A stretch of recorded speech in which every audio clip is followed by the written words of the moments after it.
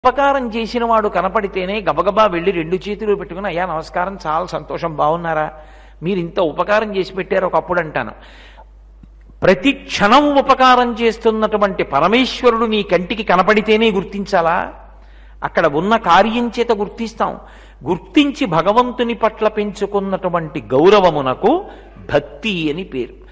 భక్తి కరిగిపోయేటట్టు చేస్తుంది తప్ప ఘనీభవించి రాయైపోయేటట్టు చెయ్యదు.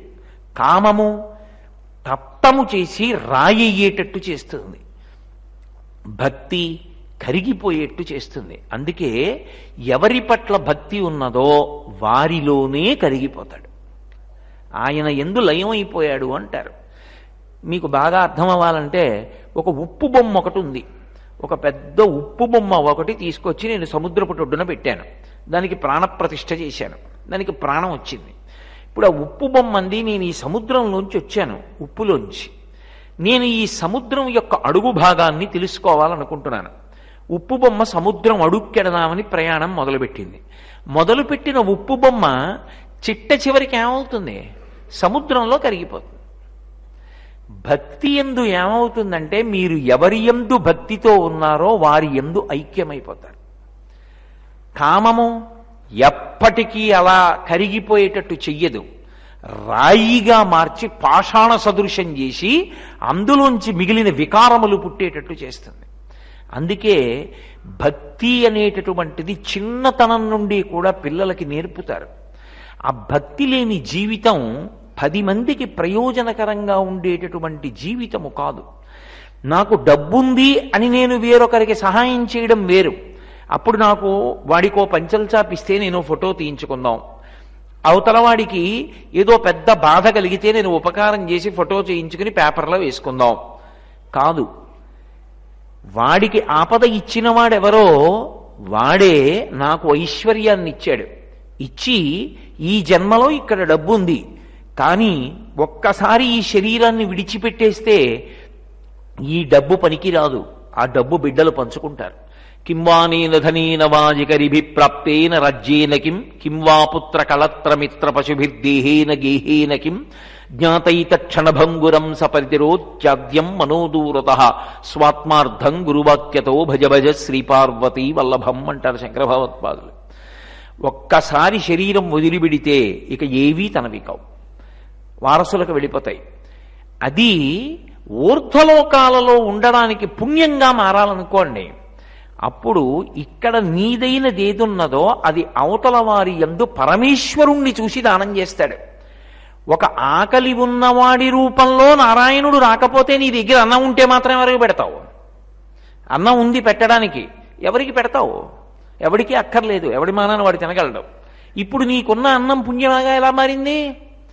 ఇప్పుడు నారాయణుడే ఒకనాడు ఆకలిగొన్నవాడి రూపంలో వచ్చాడు నీ దగ్గరికి, వాడు తప్ప వేరొకటి లేదు. అంతర్బహిష్య తత్సర్వం వ్యాప్య నారాయణ స్థిత. ఆకలితో ఉన్నానండి, పట్టెడు అన్నం పెట్టండి అని వచ్చాడు రోజున. నీ దగ్గరున్న అన్నంలో పట్టెడు అన్నం పెట్టావు. ఇప్పుడు ఈ అన్నం ఏమైంది? పుణ్యమైంది. ఈ పుణ్యం ఏమైంది? వచ్చే జన్మలో నీ జీవుడు దరిద్రుడు కాకుండా కాపాడి. ఇక్కడ అన్నం అన్నంగా ఉంటే శరీరం వదిలేక పనికి రాదు, ఇక్కడ అన్నం పుణ్యం అయితే పనికొస్తుంది. అందుకే సమస్త పుణ్యములకు ఆలవాల మీది అంటే దేవాలయమే. అన్నంగా పెట్టరు, ఈశ్వరుడికి నైవేద్యం పెట్టి ప్రసాదంగా పెడతారు. అందరి యందు సాత్వికమైనటువంటి బుద్ధి కలగాలి. కాబట్టి మనకి సనాతన ధర్మంలో ఏది చెయ్యండి ఈశ్వరుణ్ణి చూసి చేస్తారు, అంతేకాని నాకున్నదని నేను ఇస్తున్నాను కాదు, అప్పుడు అహంకారం అవుతుంది అది. అందుకే సనాతన ధర్మంలో ఇచ్చినవాడు పుచ్చుకున్నవాడికి నమస్కారం చేస్తాడు తప్ప పుచ్చుకున్నవాడు ఇచ్చినవాడికి నమస్కారం చేయడు. కారణం ఏమిటి? పుచ్చుకునేవాడు ఒకడు ఉన్నాడు కాబట్టి, వాడి రూపంలో నారాయణుడు నిలబడ్డాడు కాబట్టి మనం దానం చేసి పుణ్యాన్ని పొందాం. అది ఉత్తరోత్తర మన జీవుడికి ఇతర జన్మలలో పనికొస్తుంది. అసలు అలా నారాయణుడు రాకపోతే నాది అన్నదేదో అలాగే ఉండిపోతుంది. శరీరం విడిచిపెట్టాక వారసులు పంచుకుంటారు. ఉత్తరోత్తర జన్మలలో తినడానికి అప్పుడు భార్య బిడ్డలు ఉంటారుగా. అప్పుడు నువ్వు పుణ్యం లేకపోతే ఏం చేస్తావు? ఎక్కడి నుంచి వస్తుంది? కాబట్టి ఉన్నది పుణ్యంగా మార్చుకోవడానికి అవకాశం ఇచ్చేవాడు కూడా పరమేశ్వరుడే. అందుకే ఇంటి ముందుకొచ్చినటువంటి అతిథిని ఎవరి రూపంలో చూస్తారు అంటే ఈశ్వర రూపమే. అతిథి దేవో భవ. అభ్యాగతి, అతిథి అంటే మనం ఆహ్వానిస్తే వచ్చినవాడు, అభ్యాగతి అంటే మనం పిలవకుండా వచ్చినవాడు. ఇద్దరూ ఈశ్వర స్వరూపాలే. అందుకే త్యాగేనైకే అమృతత్వమానసహు, అది ఈ జాతి లక్షణం. నాది అన్నది నువ్వు ఇతరులకు పెట్టినది ఏది ఉన్నదో అది నీకు అమృతమవుతుంది. నీకు 4 మంచి విషయాలు తెలుసు, నువ్వు లోపల దాచుకోకుండా వితరణ చేసిన నాడు నీకు అమృతం అవుతుంది. నీ దగ్గర డబ్బు ఉంది, దానం చేసిన నాడు అమృతం అవుతుంది. నీ దగ్గర శక్తి ఉంది, ఈశ్వరుడి పల్లకీ పట్టుకుంటే అమృతం అవుతుంది. నీ దగ్గర నృత్యం ఉంది, ఈశ్వరుడి ముందు నృత్యం చేస్తే అమృతం అవుతుంది. అందుకే ఏదైనా ఇవ్వడం చేత అమృతం అవుతుంది తప్ప దాచుకున్నది విషం అవుతుంది. ఇది సనాతన ధర్మంలో ఉండేటటువంటి ప్రధానమైన సిద్ధాంతం. ఇక్కడ మీరు చాలా జాగ్రత్తగా గమనించండి. భగవంతుణ్ణి చేరుకోవడానికి, భగవంతుని యొక్క అనుగ్రహాన్ని పొందడానికి పెద్ద పెద్ద వెంపర్లాటలతో కూడుకున్నటువంటి విషయముల జోలికి వెళ్ళమని ప్రతిపాదన చెయ్యలేదు. అన్నిటికన్నా ఈశ్వరానుగ్రహాన్ని ఉత్తర క్షణంలో తెచ్చిపెట్టేటటువంటివి కొన్ని ఉన్నాయి. అవి జీవితంలో తప్పకుండా అలవాటు చేసుకోవాలి. వాటి కోసం ఇతరుల మీద ఆధారపడవలసిన అవసరం ఉండదు. మీరు అడుగు తీసి అడుగు వెయ్యవలసిన అవసరం ఉండదు. భక్తి అన్న మాట ఒకటి అసలు మనసులో గట్టిగా నిలబడిందనుకోండి, వాడొకడు ఉన్నాడు అన్న భావన ఒకటి ఏర్పడిందనుకోండి, మీరు ఎవరి మీద ఆధారపడకుండా ఈశ్వరానుగ్రహాన్ని తెచ్చిపెట్టుకోవడానికి ఉపకరణములైనటువంటి ప్రధాన సాధనములలో మొదటిది ఏది అంటే ప్రార్థన. ప్రార్థన కొరకు మీరు ఎక్కడికి వెళ్ళక్కర్లేదు. మీరు ఎక్కడ కూర్చున్నారో, ఎక్కడున్నారో అక్కడే ఈశ్వరుణ్ణి ప్రార్థన చేస్తారు. అసలు ప్రార్థన ఎందుకు రావాలి? కొంచెం మీరు తాత్వికంగా ఆలోచించాలి. నేను ఈశ్వరుణ్ణి ప్రార్థన చేసి నువ్వు ఇంత గొప్పవాడివి అంటే ఆయన నాకు వశుడవుతాడు అన్నాను అనుకోండి. మీరు వెంకటేశ్వర స్వామి వారి దగ్గరికి వెళ్ళి ఆయన అష్టోత్తరం చదవండి, ఆయన్ని 108 నామాలతో చదివితే ఆయన ప్రీతి పొందుతాడు అన్నాను అనుకోండి. అప్పుడు ఆయన్ని పొగిడితే ఆయన సంతోషిస్తాడు. అప్పుడు అది బలహీనత అయిందా, బలమైందా? కాదు.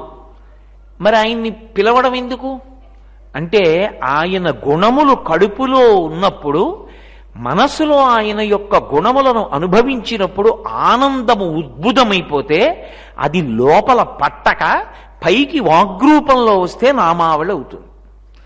ప్రార్థన ఎందుకు చేయాలి అసలు ఈశ్వరుణ్ణి? ప్రార్థన చేస్తే తప్ప ఆయన మనకేమీ ఇవ్వడండి. మనం చెప్పాలి ప్రార్థన చేసి, ఈశ్వరా నాకు ఆకలిగా ఉంది, ఎక్కడైనా ఏదైనా పట్టెడు పదార్థం దొరికేటట్టు చేసి పెట్టండి అని నేను అడిగితే చేసి పెడతాడు అన్నాను అనుకోండి.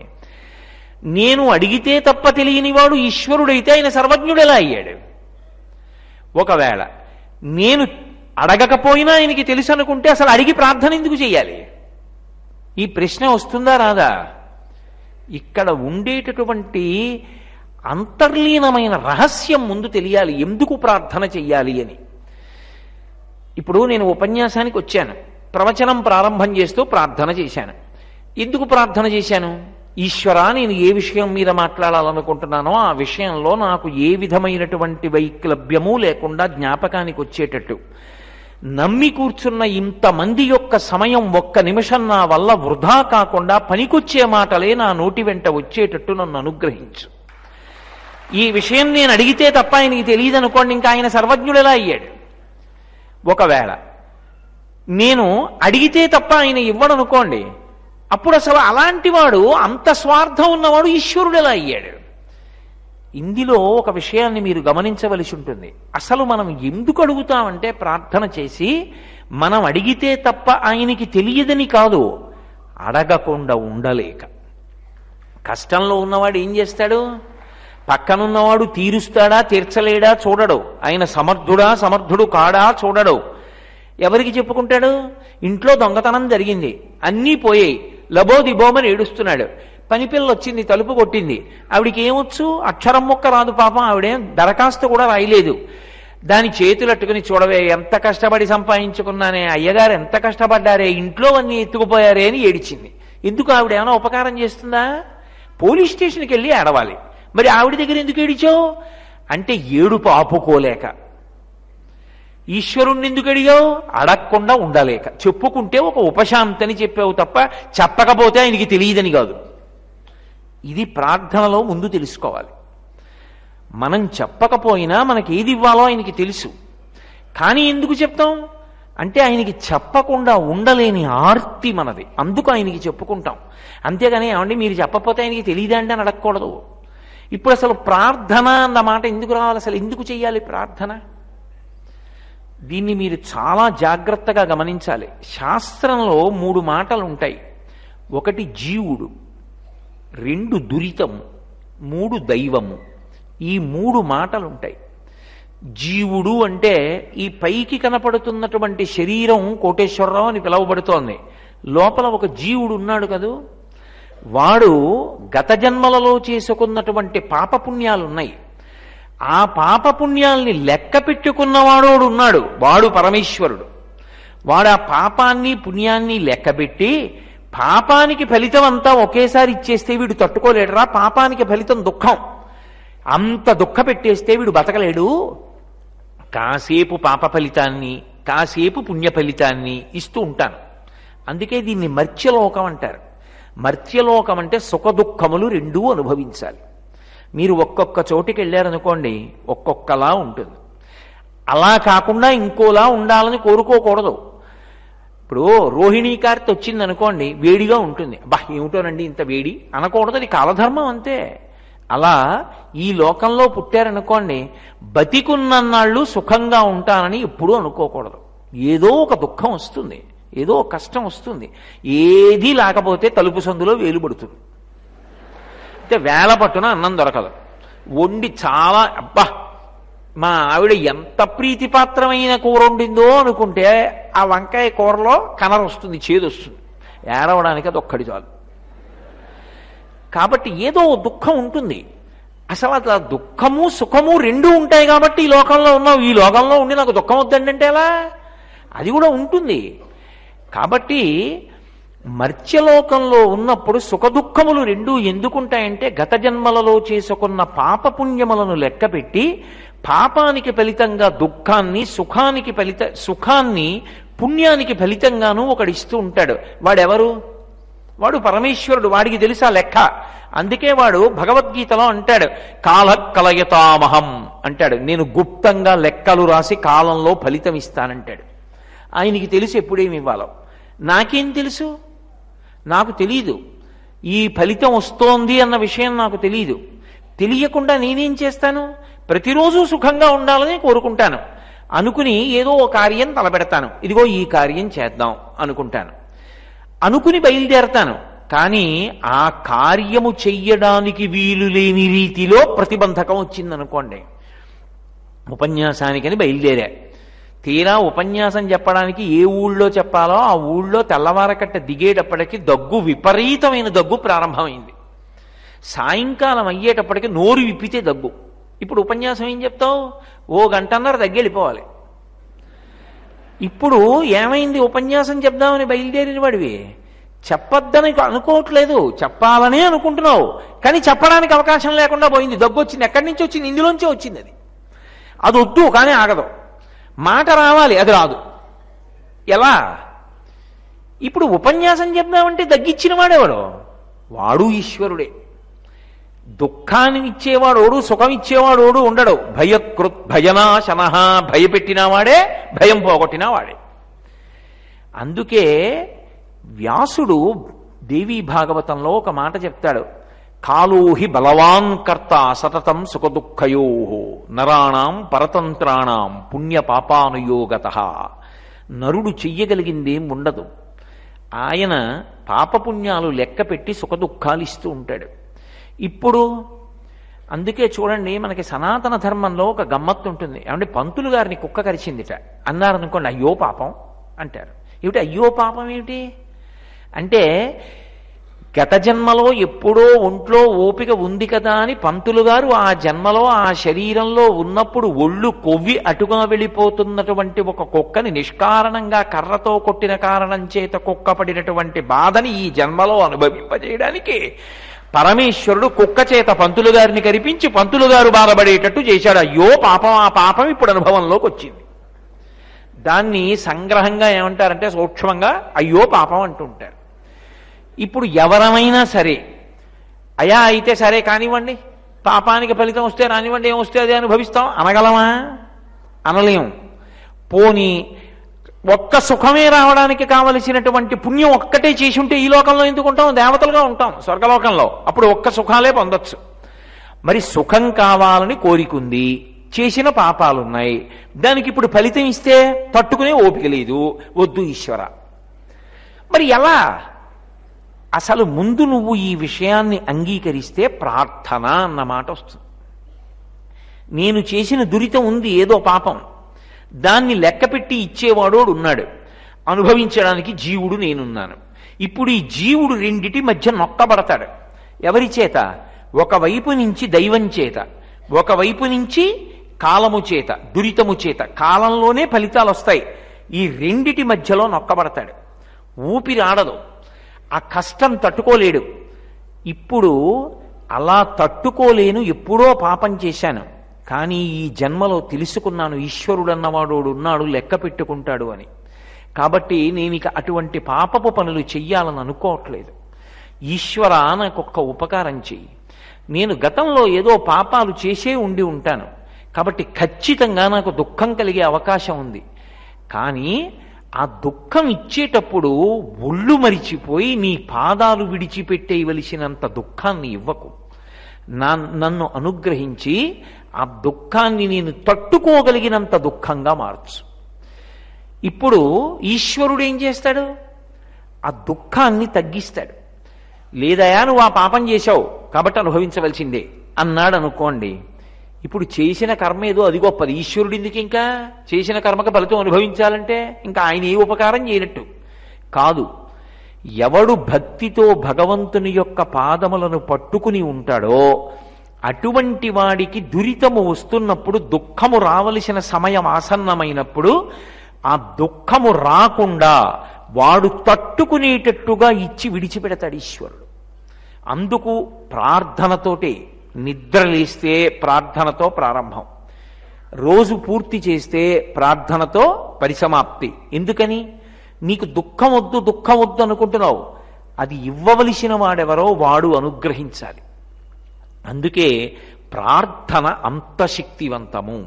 దాంట్లో మీరు ఎన్ని పువ్వులు వాడారు, మీరు ఎంత అగ్నిహోత్రం చేశారు, ఎంత నెయ్యేశారు, ఎన్ని ప్రదక్షిణాలు చేశారు, దాంతో సంబంధం ఉండదు. సకృన్నత్వా నత్వా అంటారు శంకరాచార్యుల వారు సౌందర్యలహరి చేస్తూ. మంచి మనస్సుతో, అంటే ఈశ్వరుడు ఉన్నాడు అని నువ్వు అంగీకరించి కూర్చుని ఒక్కసారి ఈశ్వరుణ్ణి ఉద్దేశించి ప్రార్థన చేస్తే చాలు, వెంటనే ఆయన అనుగ్రహిస్తాడు. కావలసింది ఏమిటో తెలుసా? నోటితో ప్రార్థన చేయడం కాదు. నేను తప్పు అని ప్రతిపాదించట్లేదు, కానీ అసలు దానికి అంతర్లీనంగా వాడొకడు ఉన్నాడనేటటువంటి ప్రబలమైన విశ్వాసం ఉండాలి. వాడు ఉన్నాడు, నీ చేసిన పాపం కూడా ఉండి ఉంటుంది, ఈశ్వర దాన్ని నువ్వు మన్నించు అని అడగడానికి, నీ చేసిన సంకల్పం పాడైపోకుండా నిలబడగలిగినటువంటి ప్రజ్ఞని నాకు ఇయ్యి అని అడగడాన్ని ప్రార్థన అని పిలుస్తారు. ఇప్పుడు నాకొకటి చెప్పండి, అసలు లోకంలో అత్యంత తేలికగా ఈశ్వరానుగ్రహాన్ని పొందడానికి ఉపయుక్తమైనటువంటి సాధనమేది? ప్రార్థన. ఈ ప్రార్థన అనేటటువంటిది అంత శక్తివంతం కాబట్టే ఆ ప్రార్థన ఎలా చెయ్యాలో కూడా మనకి చేత కాదని శంకరాచార్యుల వారి వంటి మహాత్ములు ప్రార్థనా శ్లోకములను కొన్ని మనకిచ్చారు. ఈ శ్లోకాన్ని నువ్వు కంఠగతం చేసుకో. ఈశ్వరుడి దగ్గరికి వెళ్ళినప్పుడు, దేవాలయానికి వెడితే ఈ ఒక్క శ్లోకాన్ని తప్పకుండా చెప్తుండు. అథవా నువ్వు ఎక్కడ కూర్చున్నావో అక్కడే రోజు ఈ పద్యం చెప్తుండు, లేదా ఈ శ్లోకాన్ని చెప్తుండు. అలా శ్లోకాన్ని చెప్పినటువంటి కారణం చేత భగవంతుడు